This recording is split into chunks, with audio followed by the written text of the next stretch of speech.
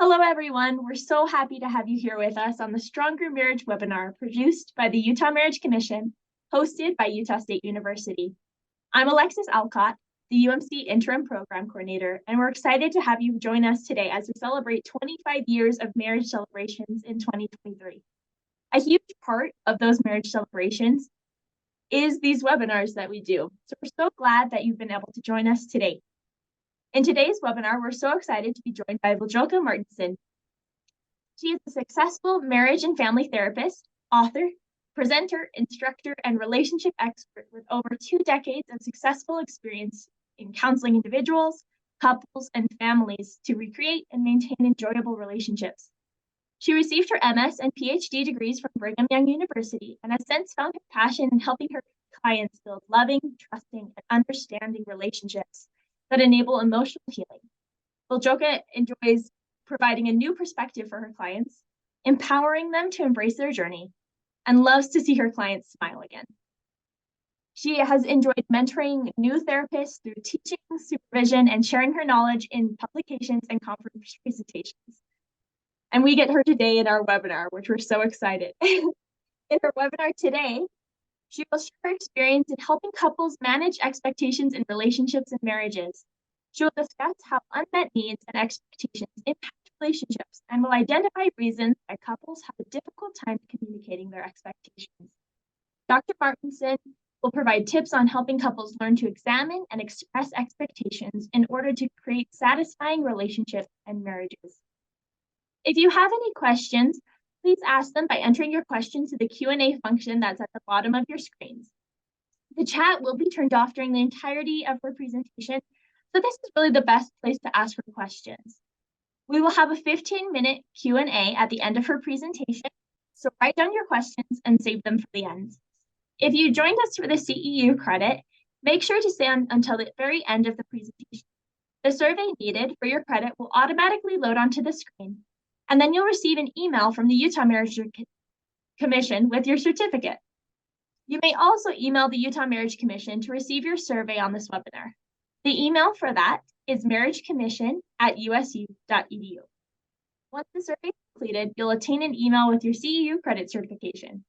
We'll now turn the time over for Viljoka for her presentation. Thank you, Alexis, and I appreciate you having me on screen today. Thank you, everyone, for coming today. This is an exciting topic for me, and I'm excited to share some of my knowledge and some of my experience that I've gained from the couples I worked with you tonight. Just as a disclaimer, I'm going to take more of a traditional view of marriage in here, but that doesn't mean that you cannot apply this to different types of families, different types of relationships, and different types of couples. So as you are learning some of the concepts that I'm going to share today, think about how can you apply those concepts to the couples and to the relationships that you are working with. Okay, let's start with why are we talking about expectations? Why is this such a big deal? Honestly, as I thought about this topic, this topic has been in my mind for a while. And the reason for that is that so many of my clients who have come to my therapy office have been talking about some of their resentment that they have had towards their spouse. And when I think of those resentment, as we are talking about what kind of resentment and how were they created, it really came down to, what am I thinking about my marriage? What am I thinking about my relationship? How do I view my spouse? And some of those expectations that I have created that I have not even shared with my spouse. So I've seen a lot of those spouses and couples, and I've seen those people struggle on their own. And I usually tell them, struggle together, struggle with your spouse, struggle with your partner. So today we're going to learn about how we can struggle together so we can actually have better relationships and marriages. So what are expectations and how do we create those? Expectations are just beliefs that we have, beliefs that we create from different from families, from different values, from our needs, from personality that we have, but they are just simply a belief that something is going to happen as we expected, or that someone, usually that someone is your spouse or your partner, that someone is going to behave in the way that you expected. And it's really our own picture of how things are going to be. Now, I can create a great picture, but that doesn't mean that it's a shared picture with my spouse or my partner. So if it is only my picture, I also have not taken in consideration things that are completely beyond my control. I'll share some examples from my own marriage with you. And you can think about how you can apply it. And you can probably, as we talk about some of those concepts tonight, think about, oh, that time in my own relationship or that particular client. So think about how you can apply those. Expectations are important. Just talking about those expectations is important because, as we know, that expectation is not just an expectation. That expectation is going to be turning into an aspiration. We're looking forward to build whatever picture we have in mind. So that expectation is going to impact my behavior, sometimes hopefully for the best, but sometimes because it's only my own picture and I haven't checked with my spouse or with my partner. But think about those expectations that we can create about our relationship and about our partners and spouses. They are going to impact our behavior.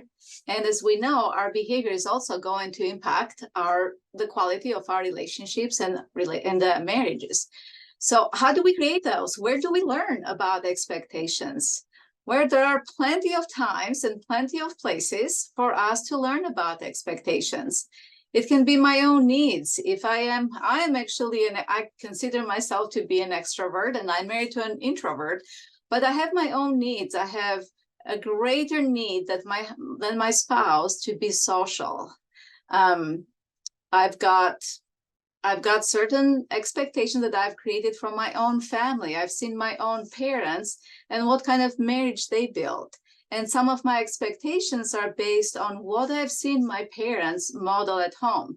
I have siblings who are married, and I see some of their relationship interactions. And then I think about, well, I want to have that. So I created expectation about how things should be in a relationship just by watching others or by listening to my even coworkers when they talk about what are they doing, how are they spending their time, how they treat each other. So certain things or certain expectations are created based on my needs, my personality, whatever media influences I have, etc.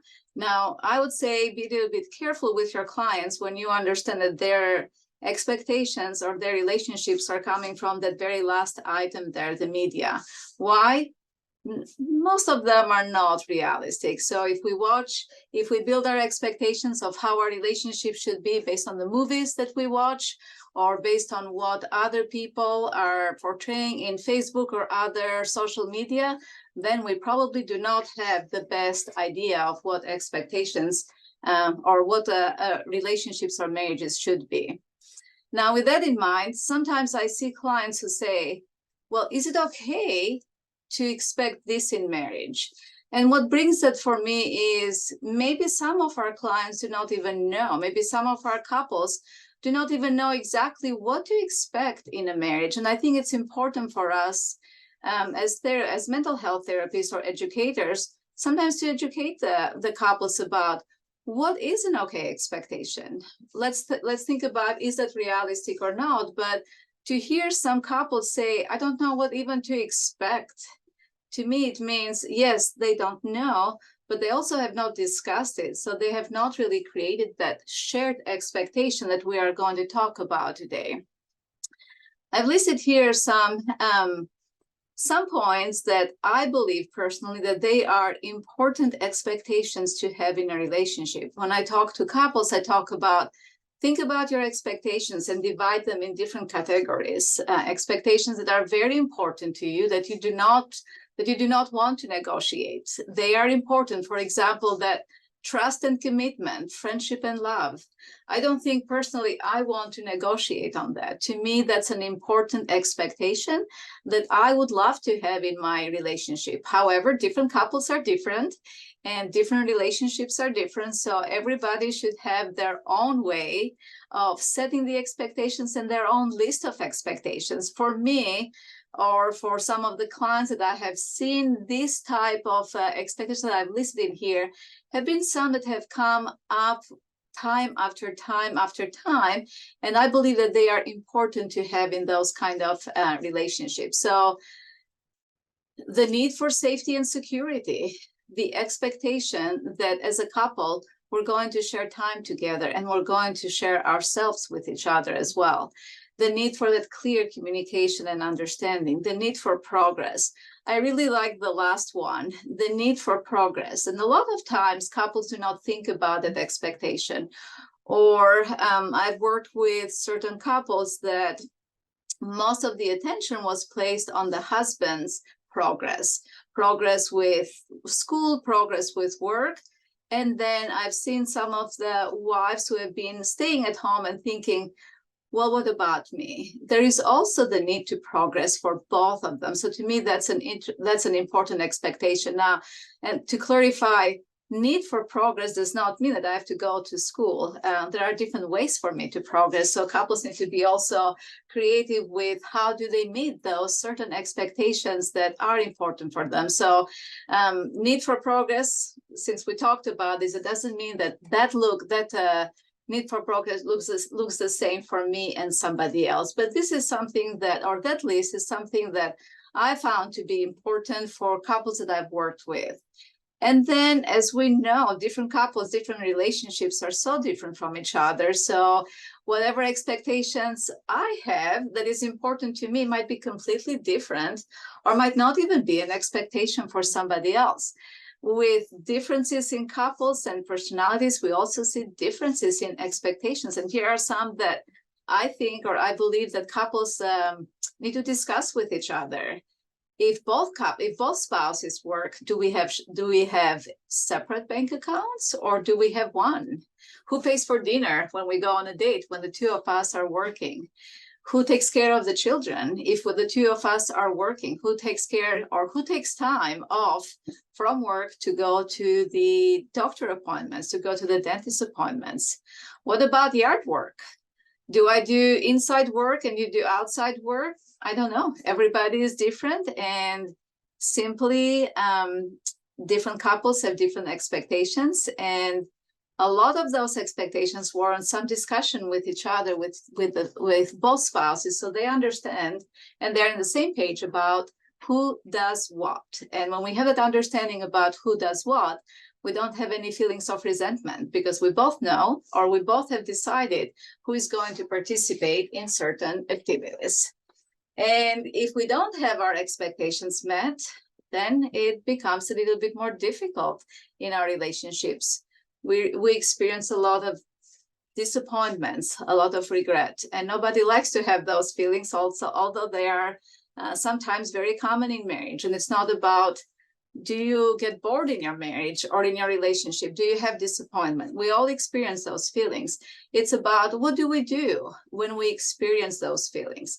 How do we treat each other when we are hurt? Do we do something about that hurt, or do we just let it there and it can be piled up? So creating those discussion for us to talk about the expectations, to understand, to talk about the expectations, it's very important. And one thing that I've learned is that the more significant the expectation is, the higher or the more our hurt and disappointment. And usually it starts with us being disappointed with the other person because they did not do what we expected them to do. Remember how in the beginning of this discussion or this presentation, we talked about the expectation is me creating that picture. It's my picture. So if you don't do what my picture says, then you have not done what I wanted you to do. So of course you have not met my expectation.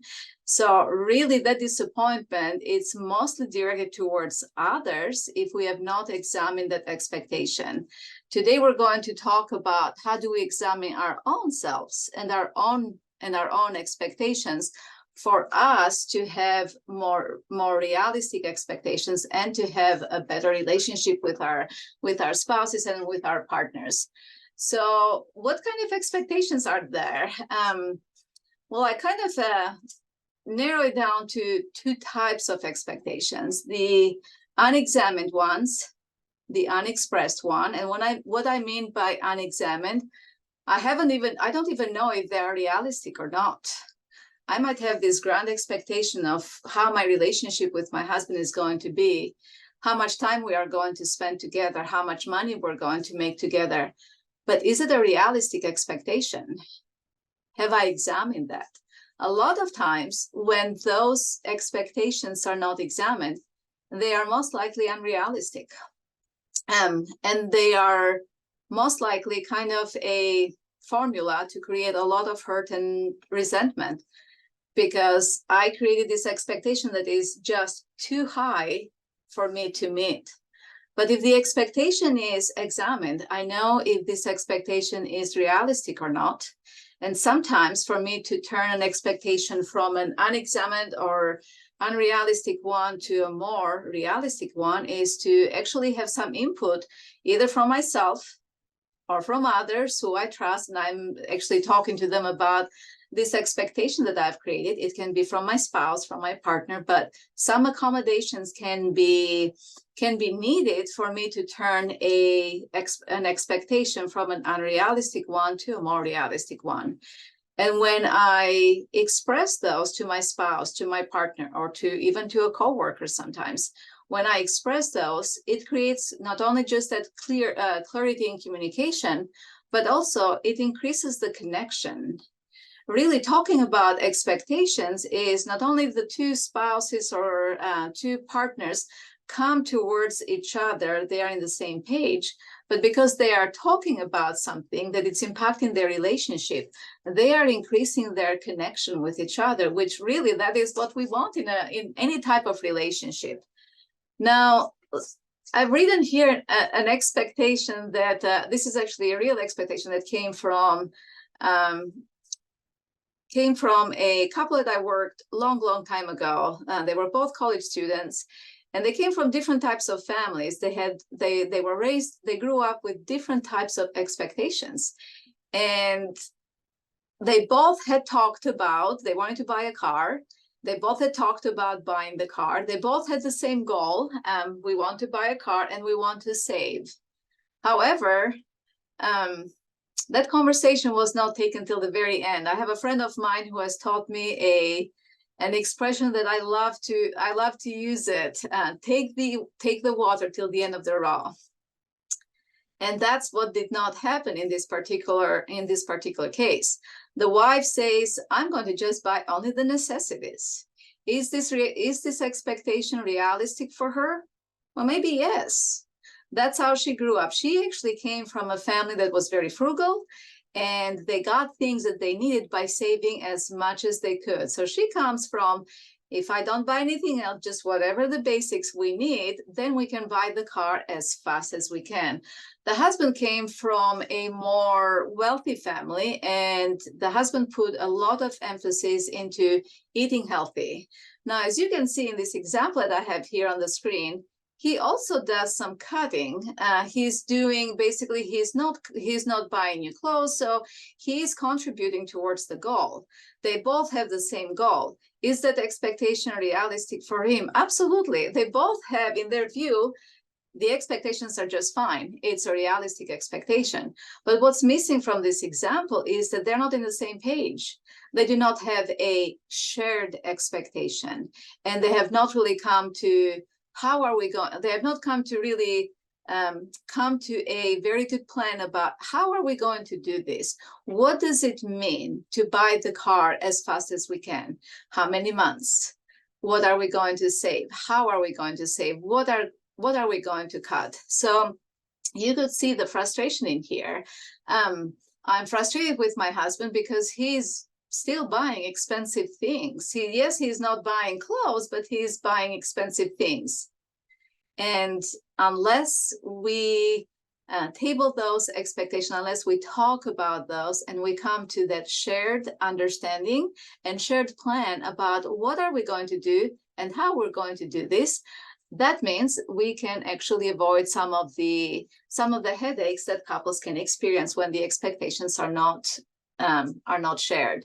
So how do we manage expectations? Well, we're going to understand them. And what I mean by understanding is understand your own self, understand your partner, and understand the relationship. So there are three parts in there into the understanding. But since we are in charge of our own selves and we cannot control others, think about, when it comes to the expectation, what is the need that I have? Usually those expectations meet a need. And usually the hurt and the disappointment comes when that need is not met.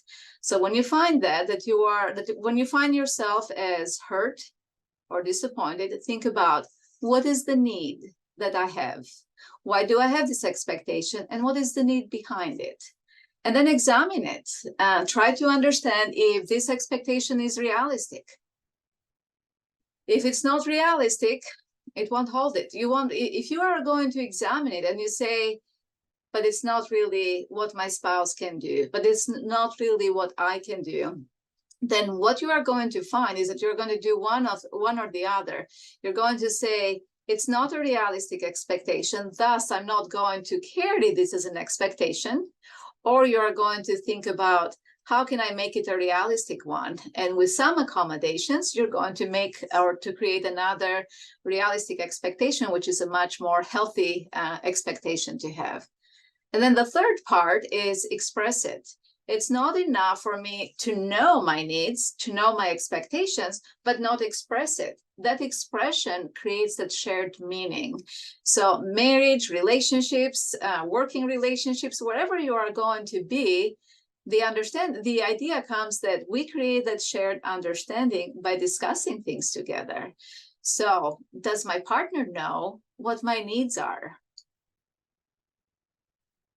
Can I share this with my partner? Can I take feedback? Can I come to some accommodations that I can create my expectation in a way that it's actually even more realistic? Because I can say, yes, I have examined it, I understand my need, it's realistic for me. But when we come to expressing it, we also have to receive some more accommodations, because unless it is shared, that my spouse shares the same expectation as I do, then we're not going to be in the same page. So understanding self and the relationship, we really talked about that need, but think a little bit about this. What am I not saying to my husband? What am I not saying to my spouse? What am I not saying to my partner, and why? A lot of times I hear this from either one of the spouses. I'm so embarrassed. To me, that means, do you have a relationship that provides that psychological safety? If you are embarrassed to share something, either the expectation is not a realistic one, and you know that maybe your spouse cannot meet it, or that you are not really realistic with your expectation. But it might be also possible that that fear of being vulnerable does not allow you to share that expectation. So if that is the case, think about either one. How do I help myself to be less vulnerable, or to be more vulnerable? Being vulnerable in a relationship is good. How do I help myself be more vulnerable? What is it that me and my spouse or partner need to do to create more of that safety in our relationship, that the two of us feel like it is okay to be vulnerable? It's really when we become vulnerable that the relationship can improve. So even though it's a little bit difficult to be vulnerable, it's something that it's important. Couples need to learn to become vulnerable so they can take care of their needs. A lot of times I've seen spouses or individuals who come and say, yes, but if I say this, if I examine my needs and if I express my needs, that means I'm a needy person. And for some reason, that expression, needy person, has received kind of a negative meaning. We don't like to be needy. We like to be independent and take care of our needs. But think about the difference between I'm needy versus I'm a person with certain needs. All of us have certain needs, and when we meet those needs, we feel fulfilled and satisfied. So there is nothing wrong with having needs. We just need to make sure that we know how to go and meet those needs in a healthy way, and how to help our spouses and partner meet our needs, and also us meeting their needs. But there is nothing wrong with having needs. So one thing that you could help with your clients when they come to your offices is to really help them understand this difference. I am needy versus I have certain needs. When people start talking about I have certain needs, then there is a change that happens in them, because now they see themselves as, how can I help now my spouse, my partner, to meet their needs, rather than, oh, my spouse is a needy one. So there is something good that happens when we change our thinking, when we do that reframing from I'm needy to I have needs. And let's see, how do we understand our spouse now? My spouse is not in here tonight, but I'll bring you an example from my own relationship. My spouse is an introvert, and as I mentioned, I'm an extrovert and he's an introvert. So when I think about certain things that I would like to have in my relationship, and then I think about, can he do it? Is it really a willingness or capability? Especially when it comes to the social needs that I have. There are times that he just wants to be home, and he's just fine with it. And I want to be outside with friends, or especially if we have had 2 or 3 parties a week, to him is just too much. So I have to think about, I have to have good intent in mind. I need to know that if I need to make any assumption, assume good intent. But I also have to think that sometimes certain needs are not met, not because spouses are not willing to help with meeting those needs, but they're not necessarily capable to meet those needs. So we've got to really think about what is realistic. So since I know what my husband's personality is, I have to accommodate and I have to make some adjustment into my own perceptions of the relationship and into my expectations of how much social time am I going to have. And I also have to think about, if my spouse does not meet my social needs completely, then who else? I do things with my friends. I go out with friends when my spouse is not able to go out with me. So there are things that there is a good balance between how do I meet my needs. If I know that my spouse cannot meet certain needs, then I find different ways, and these ways need to be appropriate ways. We'll talk a little bit about that as well, but think about this. There are outside factors. There are certain things that our spouses, our partners cannot necessarily provide, but it's not that our spouses do not want to meet our needs. Sometimes they simply cannot. And it might be simply the fact that the expectation that we have, it's probably not a realistic one. So we have to adjust for that as well. Okay. Best way to be happy is to create those shared expectations. Always talk about this. No room for assumptions, really, because when we start assuming, I said a little bit earlier, if you have to assume, just assume good intent. But if you are assuming other things, you might not really be on target. You've got to think about, how do we create these shared expectations? Verbalize your needs. Take personal responsibility. You are the person who actually need to make sure that your needs are met. Take personal responsibility for verbalizing your needs. Communicate them clearly so your spouse knows. I always teach the couples that come to my therapy office, if you don't tell me, I don't know. A lot of times spouses will have this idea that, well, if I tell you, then it's not worth it. Oh, no. If you don't tell me, I don't know. But if you tell me, then I know better how to meet your needs. So that clear communication, it's quite worth it to have in your relationships. I talked a little bit about my own social needs and how I meet them, but I do want to make a clarification there.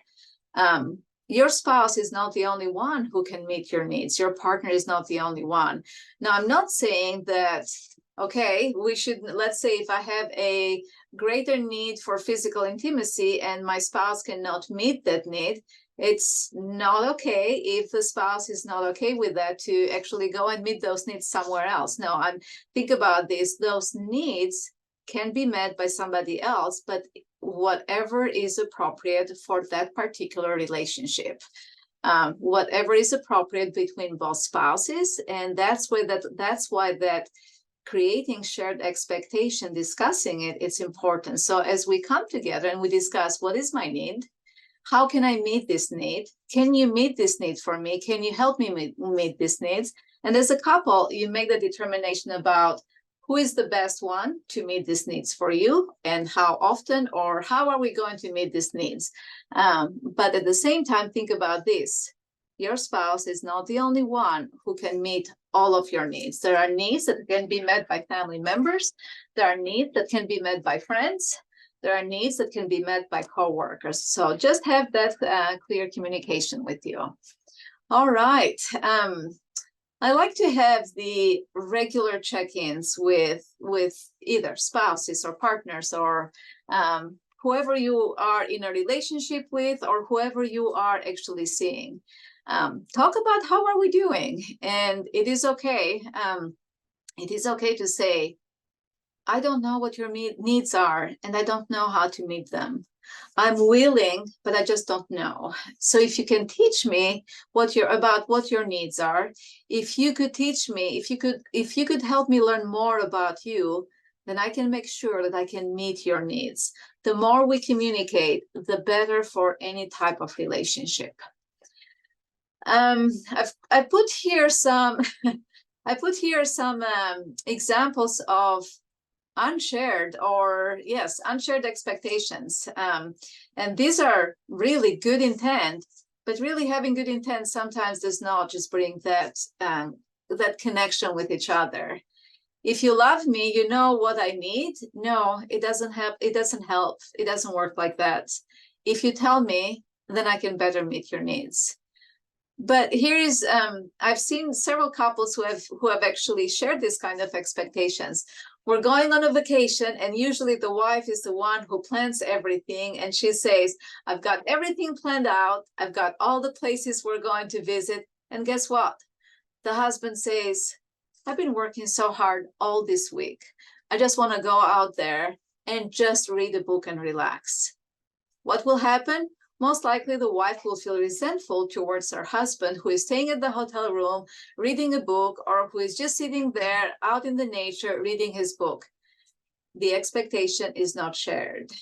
So good intent sometimes just does not bring that shared understanding. Here is another one. It is my favorite. It's one of my favorite ones. Wife plans the best birthday party for the husband. She brings his co-workers at home. Everything is done. Everything is great. The food is great. The party is great. The company is great. The husband comes home and says, I thought I left work at 5 p.m. and my co-workers are still with me. I just wanted to go out to dinner tonight with my wife. Again, great intention, but really resentment can be created if we don't have that shared understanding. Well, then the question is, if it is too much work, maybe I should just expect less then. No, not necessarily. Don't expect less. Actually, what research shows is that couples with higher expectations have better marriages. Why? They know how to create those marriages by meeting those expectations. So if your expectations are realistic expectations and you are clear about them, research shows that you are going to have better relationships. You can create the relationship you want. Those expectations are great. Remember, in one of our slides, we had expectations create aspirations, and then aspirations impact our behavior. If you have great expectations, make sure that they are realistic. but that means you can create the relationship that you want. So, and another thing that you are going to find is that regardless of what the expectation standards are, you might have high or low standards when it comes to expectations, and you decide what is a high and what is a low because it's different for everyone.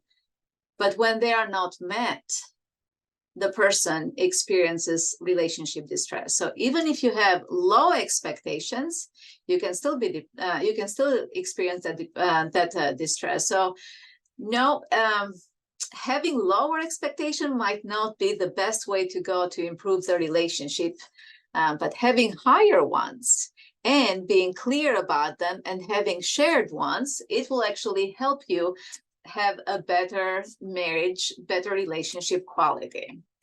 Okay, here are some fun facts from research that I was able to find. Spouses who expected their partner to be in a good mood when they came home in the evening, they viewed the interactions with their partner more positively, even if the partner was not in a great mood. So really, sometimes it's what we expect. And spouses who expected their partner to understand them during a conversation, whatever conflict they had, they behaved more positively toward their partner during the conversation. So again, to me, this speaks about the importance of having those high expectations. It's good to have high expectations. It just, we need to manage them and to make sure they are realistic and they are shared. I'd like to take a little bit of time and to discuss these two concepts: meet and fulfill. Meet the expectation and fulfill expectations. They're both good words.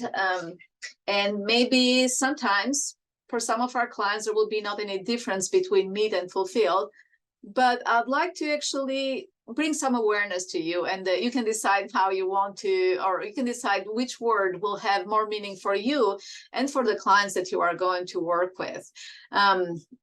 Both of them are going to describe how we are going to complete a task, but meet really describes the completion of a requirement transaction here. Fulfilled has to do with the satisfaction of a commitment. So for me, I like the idea of the commitment, and I love the idea of the feeling that I get from the commitment, for meeting that, fulfilling that commitment that I've made. So when I talk to couples about the expectations and making sure that we both work as spouses, as partners to meet those expectations, I also like to move them to a higher level. It's not just meeting those expectations, but it's also going to that fulfillment. And it opens the way for me to talk about the commitment that the couples have between the two of them, and also the feelings of satisfaction that they get when they actually put the commitment first, the relationship first. So usually people who report fulfillment of their expectations, so not just meet, but fulfill, they're more optimistic, and they see themselves as higher in self-efficacy. Now, what is self-efficacy? These are skills that have to do with how we basically, our confidence level, how we communicate with our spouses or with our partners, how do we provide support for them, how do we manage certain feelings. So also people who report that they are more, or that their expectations are fulfilled in marriage, they also tend to not give up easily. So there are certain characteristics that people who think about commitment and fulfillment of expectations, they are actually thinking in higher levels. They are thinking about not giving up. They are thinking about being more optimistic, and they know that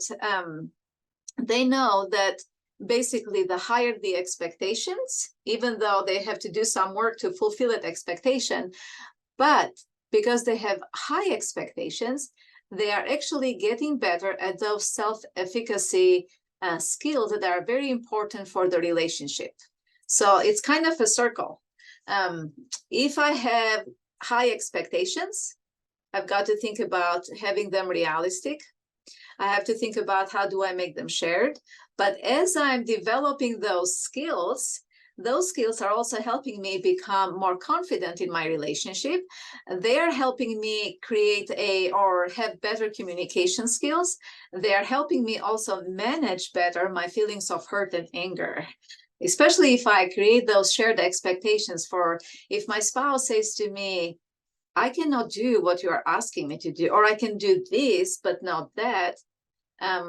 I will be better at communication. I will be better at seeing the other perspective. I'll be better at keeping my feelings or my hurt in check. So the more we work at the expectations, the higher the expectations and the more realistic, and we create those shared meanings, the better I become in certain characteristics that are helpful for healthy marriages. Okay. All right, let's move at some things to be aware of. So think about some of the myths that can be present in different relationships.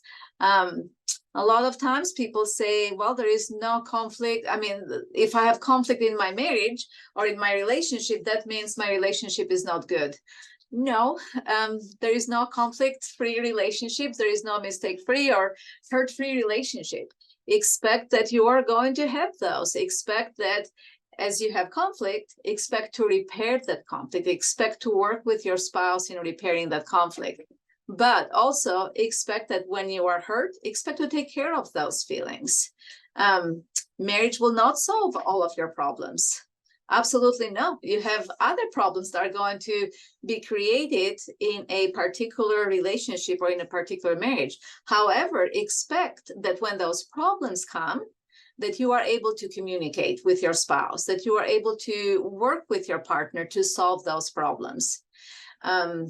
Another baby will take care of our relationship. Not really. Another baby will create more stress and will create other problems. I'm not saying that babies just create stress. No, you need to work with that particular stress, but simply thinking that if we do this, if we have another baby, all of our problems are going to go away. That's not really a realistic expectation. So expect that as the baby comes, you might have more issues. Hopefully you can work things out and welcome that baby, but expect that you are going to have more issues to take care of. And simply saying, if we do this, it will take care of this other problem we have, it doesn't work. It doesn't work like that. Okay. All right. Some other myths. Relationships will not take care of your past. This is not a myth, actually. This is a true thing. Relationships will not take care of your past hurt. If you create another relationship, if you get into a relationship with another boyfriend, but you have not taken care of other issues that you had with your previous boyfriend, this new relationship will not just automatically take care of the relationship issues. You've got to work on those. So expect to do your own healing. Your spouse will not be able to take care of all of your needs. Expect to take care of your own personal needs, hopefully in a healthy way that your spouse is also okay with it. So you cannot just say, well, that's my need. I'm going to go out there and take care of this need. And in a way that your spouse or your partner is not okay with that. So again, the shared expectation. Yes, I can go and watch a movie with my friends, but that's also an activity that my spouse is okay with. I'm not really doing something to hurt him as well. And I'd like to bring your attention to this point at the bottom left corner, language awareness. The higher the expectation, the more shared that expectation becomes in the relationship, the better the relationship quality. So I'd like to actually bring your attention to the difference between accept, survive versus thrive. I see a lot of couples when they come to therapy, they say, okay, I'll just accept it and be okay with that. But really, when you are accepting what's not really your expectation, what is not good for you or for the relationship, you're just surviving there. The idea is not for you to survive. The idea is for you to learn how to thrive. And learning how to thrive means let's create those shared expectations together. Because you know what? Beautiful relationships and marriages, they don't just happen. They have a lot of work. My parents had a beautiful marriage. My father has passed now, but as I look at the marriage that they created, it was absolutely beautiful. And I know that it didn't just come. They had to work on it. And there were times that I saw them working on their marriage, but it's very, very much possible to do so. So there is quite a bit of good things that couples and therapists can do to help our clients become happier in their marriages and really enjoy them. So just some things to kind of have as our we're at the end of our presentation. So some things to keep in mind. Know what you want and what you need. Understand the why behind it. So these are some ways for us to learn how to manage those expectations. Express it clearly, be open, and be willing to accommodate and compromise. Take responsibility. These are your expectations. These are your needs. You are the one who needs to meet them. And make any effort. You have to take the responsibility. You have to make that expectation shared one. At the same time, understand your spouse's, your partner's needs and wants. It's not always about you. It's about what is best for the relationship. If you are going to create this one-sided relationship, then your spouse is going to feel like his bucket or her bucket is empty. And when their bucket is empty, they cannot help fulfill our own expectations and needs. So understand the why behind the expectations. Ask clarifying questions, because sometimes you are going to be the one with the need, and sometimes you are going to be the one who is meeting or fulfilling your spouse's or your partner's needs. So you're going to be on both ends. So ask what is the why for your spouse, for your partner.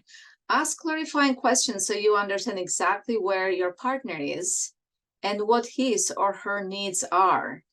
Be willing to compromise. Be willing to accommodate. Acknowledge that there will be times that the expectations will not be met, and when you acknowledge that, be okay with that. It's human to want things to go our way. It's very normal. But think about when, let's say, we are the ones that are hurt, when our expectations are not fulfilled. Then think about why. What was my need? Why couldn't my partner meet or fulfill this expectation? Give the spouse or your partner the benefit of the doubt and don't take things personally. Give yourself some grace that when you are the one who did not help to meet the expectation of your spouse, give yourself some grace and think about, what can I do the next time? Now I know what my spouse's needs are. How can I help my partner fulfill his needs or her needs the next time? And anytime that you have those kind of disappointments, think about this can be a learning opportunity. When we think about disappointments, learning opportunities, that means the next time we're going to do so much better. So, okay. Managing those expectations. Sometimes it's good to get feedback from others, especially from people that you trust, so you can keep it in context and you can keep it real. Other people that we trust can tell us that is not realistic, or they can also tell us that is realistic, and that's important for you to have, because sometimes we are doubting about, can I have this expectation? Is it okay to have this? So it's okay to teach the couples about these are good expectations. Manage your mindset. When expectations are not met, make sure that you get out of that victim's mentality and think about what needs to happen. Ask yourself, what do I need to do to fulfill this expectation, regardless of that being yours or the spouse, and take action. Make sure that you have a plan to make it right for the future. Make sure that you have a plan to actually act differently in the future. Okay, so we're kind of at the end. I'd like to actually open the time to you guys for some questions, whatever questions you might have. And I do want to thank you for coming in here tonight. I know that the timing was a time for you to be with your spouses and with your partners, but learning about expectations can also be a good expectation to fulfill for the evening. So let's see, what questions do you have for me? Thank you so much. I loved that. Our first question is, I sometimes feel like my expectations of my spouse do not line up. I recently got married, and so oftentimes I feel like the merge in our marriage has been a struggle in some ways. I'm so happy, but I also can't help but feel like my marriage does not exactly line up with her expectations. How would you go about remedying this dissonance? Talk about it. Talk about it. You know what? You're coming from two different families. It is okay. It seems like you're a newlywed. It is okay that your expectations do not line up right now. As you create your marriage, as you create your relationship, that's the beauty of creating that marriage. You're going to create the expectations that will make this marriage, this relationship work. You might be coming with expectations that you learn from your family, and your spouse or your partner might be coming with expectations that he learned from his family, or she learned from his family. But what a beautiful thing to get together now and talk about. What are my expectations? What are yours? How can we fulfill this? And be able to come in that conversation with an open mind that you are going to get feedback from your spouse and you are going to make some accommodations. Here's what I would suggest. Write down, and you can actually ask your spouse to do the same before you actually meet together. Write down the expectations and divide them into two different categories. Expectations that they are very important to me, and I cannot change this. For example, for me, the trust, the honesty is an expectation that I cannot compromise. I need to have that, and my spouse is willing to accommodate for that. My spouse is actually willing to fulfill that need for me. But there are also expectations that I have that I'm thinking, you know what, these are important to me, but also I can accommodate. For example, spending time with my spouse is very important to me, but I've learned to accommodate the frequency and basically how long we spend time together, because as I said a little bit earlier, my spouse is very introvert. So there are expectations that are very important I cannot accommodate, and expectations that I can accommodate. And when your spouse comes with the same list, then you can think about, let's merge those two lists now and create our own expectations. What are our not negotiables and what are the negotiables? I hope that is helpful to you. I also hope that's helpful. I loved that because I actually also recently got married, so that was great to hear for me as well. Well, congratulations. Thank you. We also have another recent newlywed who has another question for you around that. Okay. He says, I recently got married as well. My wife and I's arguments get so bad that we will verbally hurt each other. How do we create a safe environment for each other? Oh, that is a very good question. And I appreciate you asking that question. Arguments are always something that to me it's the base of an unmet need. So think about, what is the need that I have not met or fulfilled that is really pushing me toward that argument? So identify that need first and think about, in 1 year or maybe in 5 days, I don't know, it really depends on the need that you have. Will this be important? Is this worth me arguing with my wife about it? So is this kind of one of my strong needs, strong expectations, or can that be a negotiable one? So think about that. But also think about, if you are having those arguments quite often and the communication is not really where you want it to be, do we need to stop and think about, we need to improve our conflict resolution skills. So if conflict resolution skills need to be happening, then maybe you could see a therapist, or you could read some books. I've got some books for you here. Actually, let me go to that. Oh, I thought I had a list. If communication skills need to be improved, and then think about how we can improve. John Gottman's book on communication is great.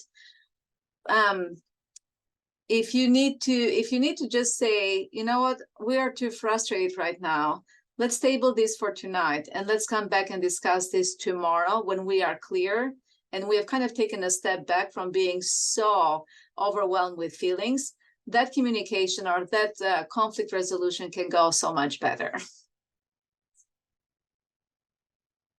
Perfect, thank you. Our next question is, I feel like my partner is afraid of full commitment, and sometimes it feels like they're deviating away from me and only want to be with me for some time and take time out away from the marriage, then come back. Another thing is compromise. I feel like I'm always the one who is willing to compromise, and they are having a difficult time compromising for us.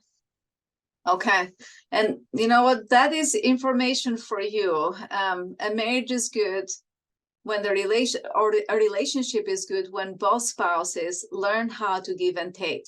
If you are the only one who is compromising, then it seems to me like that marriage is a little bit one-sided. So what can you do to actually help your partner learn the art of compromising? However, with that, there might be something that your partner might not be so comfortable with. So what is that need? Because if he or she really wants this relationship to work, then to give them the benefit of the doubt and assume good intent, I'm thinking there might be something that partner is not comfortable with. Can we identify what makes the partner uncomfortable? Can we identify how can he, let's say, sometimes I ask the couples, in this particular item, where are you in a scale 1 till 10? 10 being, I'm great, I'm really in a good path, I know what to do. And they say 5 or 6. That's fine. What can you do yourself and as a spouse and as a couple for you to go from a 5 or a 6 to a 7? Not really a lot, but 5, even 5.5 sometimes, or 6.5, and they will be able to identify that. So I think for me, it has been, there is always something that does not allow, there is always something that is not that a partner might not be comfortable for him or her to not make those kind of commitments. So we really need to understand the why behind the behavior. I love that, the why behind the behavior. I feel like that fits really well in with the next question. This is the same person who talked about how they were a newlywed. And he said that she has stopped talking to me about how she feels and thinks. She says, you're the person who's hurting me, so why would I talk to you? Okay. So she feels like she should talk to others outside of our marriage, and her feelings, despite me trying to help her, know that can be even more harmful to our marriage. Yes, especially if you are involving other people in the marriage and you are not the one who is actually not involved in that marriage. It seems like there is quite a bit of hurt in there and resentment. So the therapist in me says, have you started to talk to a therapist? I think it seems like a very difficult situation, and if the partner is going outside of the marriage, but you are not being involved and you are also being blamed for creating the hurt in the marriage, I think it's important for the two of you to see if you can reconcile with the help of the therapist. I think that will be important to get some professional help. Thank you for that insight. This next question I can actually answer. It says, I missed the few first minutes of our connection. Will you be sending out a recording of this session? Yes, we will be sending out a recording. It will be available on strongermarriage.org under the webinars tab, probably somewhere around next week, the beginning of next week. So you'll just go into the archived webinars section of that, and then you'll be able to see this presentation. Besides that, that is our last question of the night. Thank you so much for your preparation, and thank you so much, viewers, for coming and making this happen. We couldn't do it without you, and we both really appreciate you being here and taking the time out, like she said, to invest in your marriage and invest in expectations and setting connections that work well and will help you and your marriage really thrive. So thanks for taking the time out tonight. Once again, if you have joined us for that CEU credit and you were able to join us at the beginning, go ahead and stay until the end of this presentation. The survey needed for your certification will automatically load onto the screen. Then you'll get an email from the Utah Marriage Commission with your certificate. If for some reason it doesn't load, don't worry. You can just email into us at marriagecommission@usu.edu, or my email, which is alexis.lebaron@usu.edu. And we'll make sure that you get that CAU certification survey so that you can get your credit. Thank you so much, everyone, for joining us. Have a great rest of your night. Thank you so much, Roka. Thank you. Bye.